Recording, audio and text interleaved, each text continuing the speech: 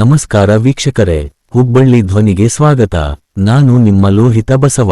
ಹುಬ್ಬಳ್ಳಿಯ ಜೋಳದ ಓಣಿಯ ಮಾರಿಕಾಂಬಾ ದೇವಸ್ಥಾನದ ಗಜಾನನ ಉತ್ಸವ ಮಂಡಳಿಯಿಂದ ಗಣೇಶನ ಹಬ್ಬದ ಅಂಗವಾಗಿ ಇಂದು ನಾಮಫಲಕವನ್ನು ಪ್ರತಿಷ್ಠಾಪಿಸಿ ಉದ್ಘಾಟಿಸಲಾಯಿತು.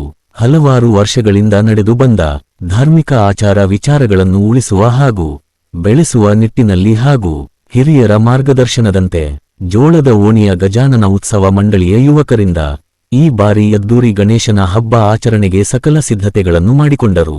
ಯಮನಾಸ ಜರತಾರಘರ ಇವರ ಅಧ್ಯಕ್ಷತೆಯಲ್ಲಿ ಈ ಬಾರಿಯೂ ಗಣೇಶನ ಪ್ರತಿಷ್ಠಾಪನೆ ಹಾಗೂ ವಿಸರ್ಜನಾ ಕಾರ್ಯಕ್ರಮವು ನಡೆಯಲಿದ್ದು, ಕಳೆದ ವರ್ಷದಂತೆ ಈ ವರ್ಷವೂ ಅದ್ದೂರಿಯಾಗಿ ಗಣೇಶನ ಹಬ್ಬವನ್ನು ಆಚರಿಸಲಾಗುವುದು. ಅದಕ್ಕೆ ಬೇಕಾದ ಸಕಲ ಸಲಹೆ ಸಹಕಾರ ಬೆಂಬಲವನ್ನು ಗುರು ಹಿರಿಯರಿಂದ ಹಾಗೂ ಎಲ್ಲ ಯುವಕ ಮಿತ್ರರಿಂದ ಪಡೆದುಕೊಂಡು ಅತ್ಯಂತ ಯಶಸ್ವಿಯಾಗಿ ಈ ಬಾರಿ ಗಣೇಶೋತ್ಸವವನ್ನು ಆಚರಿಸಲಾಗುವುದು ಎಂದು ಹುಬ್ಬಳ್ಳಿ ಧ್ವನಿ ಸುದ್ದಿವಾಹಿನಿಗೆ ಅಧ್ಯಕ್ಷರಾದ ಯಮನಾಸ ಜರತಾರಘರ ತಿಳಿಸಿದ್ದಾರೆ.